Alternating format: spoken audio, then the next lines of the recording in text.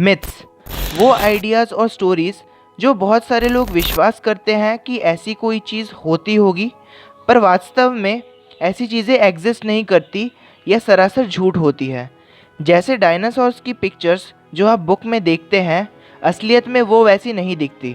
आज हम बात करेंगे ऐसे ही कुछ मिथ्स की, ऐसी कुछ चीज़ें जो आपको अपने पुराने इन्फॉर्मेशन से हटकर दोबारा सोचने पर मजबूर कर देगी।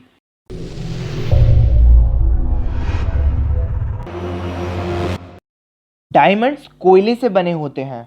हम में से काफ़ी लोगों ने ये पढ़ा या सुना होगा कि डायमंड्स जो हैं कोल से बनते हैं या कोल माइंस में पाए जाते हैं, जो कि बिल्कुल भी सच नहीं है। इवन इसके बारे में रिसर्च करने तक मुझे खुद भी पता नहीं था।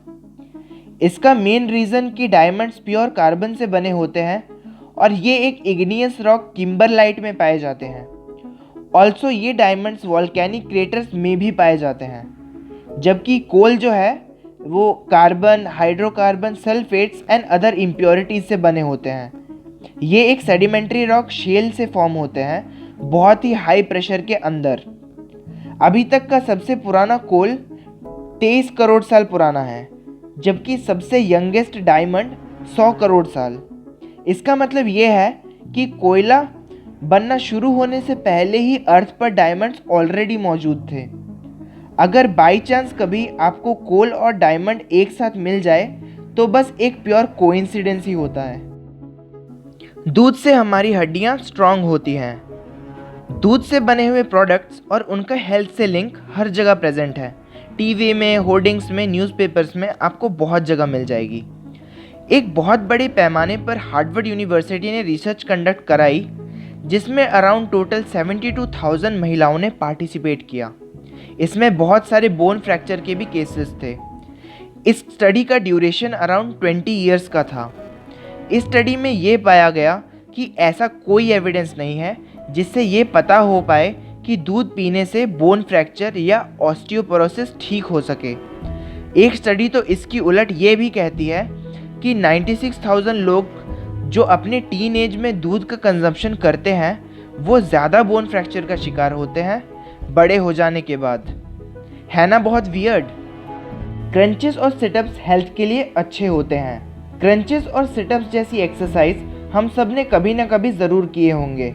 जिन लोगों को क्रंचेस और सिटअप्स नहीं पता, उनको बता दें कि क्रंचेस ये होते हैं और सिटअप्स ये। इस पर कई सारे रिसर्चेस हुए हैं, लेकिन ये सारे रिसर्चेस अलग अलग रिजल्ट्स दे रहे थे। बहुत सारे रिसर्चर्स एंड एक्सपर्ट्स का मानना है कि क्रंचेस एंड सिटअप्स आपके पॉस्चर को डैमेज करते हैं, खास करके उन लोगों में जो हमेशा बेंडिंग पॉस्चर में रहते हैं, कंप्यूटर चलाते हैं, कार में बैठते हैं, एट्सेट्रा एट्सेट्रा। ये लोग जब क्रंचेस और सिटअप्स करते हैं, उससे उनकी बेंडिंग कैपेबिलिटी और भी ज़्यादा बढ़ जाती है, जिससे लोअर बैक और गर्दन पर स्ट्रेस क्रिएट होता है, जो कि बहुत हार्मफुल है उनकी बॉडी के लिए। बहुत लोग ये एक्सरसाइज इसलिए करते हैं ताकि फैट लॉस हो और एब्स बन सके। मे बी बन भी जाए, तब भी आप फिट नहीं बन पाओगे, बिकॉज फैट लॉस किसी एक जगह से नहीं होती, बल्कि पूरी की पूरी बॉडी से होती है।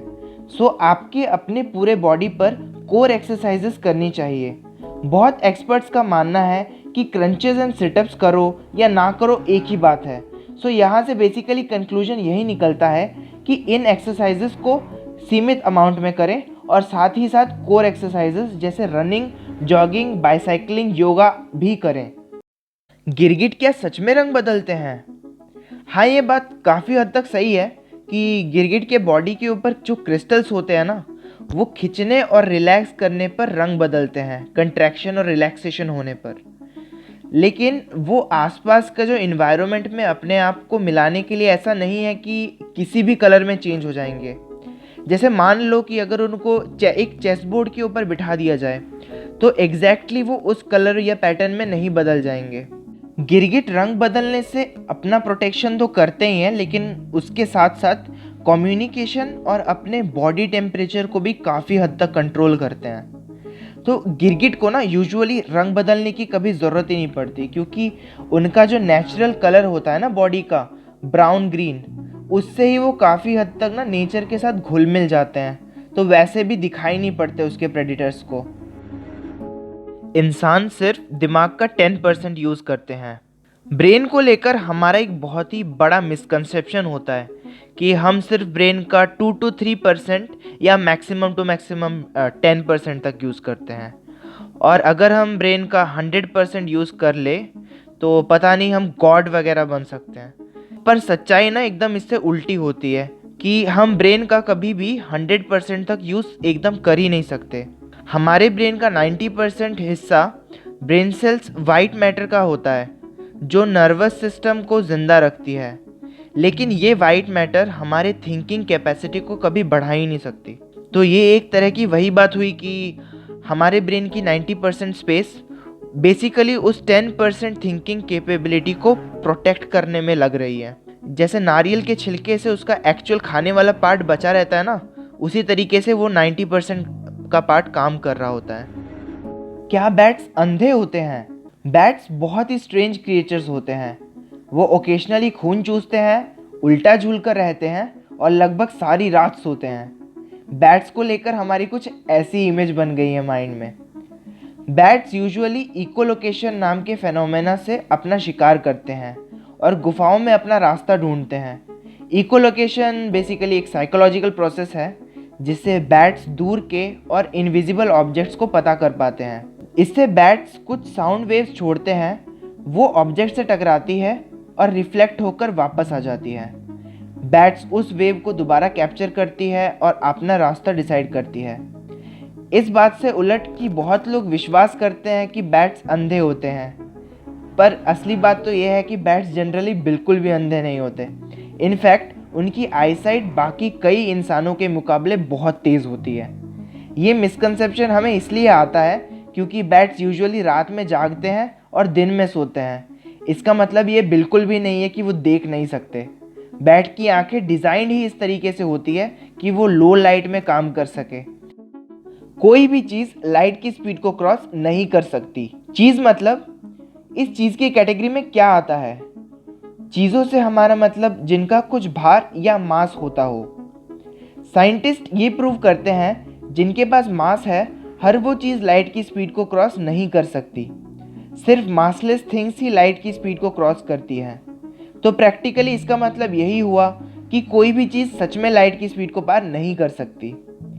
इस सब के अलावा स्पेशल कंडीशंस के अंदर जस्ट लाइक बिग बैंग या स्पेस लाइट से ज़्यादा तेज़ एक्सपैंड होना या फिर क्वांटम एंटेंगलमेंट में जब दो इलेक्ट्रॉन सिंक में वाइब्रेट करते हैं, then according to quantum theory एक इनविजिबल अम्बिलिकल कॉर्ड दोनों इलेक्ट्रॉन्स को कनेक्ट करती हैं, इवन दो अगर वो बहुत सारे लाइट ईयर्स दूर ही क्यों ना हो। इस वीडियो के लिए बस इतना ही। वीडियो पसंद आए तो लाइक कीजिए, पसंद ना आए तो डिसलाइक भी कीजिए। अपना कीमती फीडबैक भी हमें दे कि हम कहाँ और कैसे इम्प्रूव कर सकते हैं। हमारा मोटिवेशन बढ़ाए रखने के लिए चैनल को ज़रूर सब्सक्राइब करें। मिलते हैं अगले वीडियो में।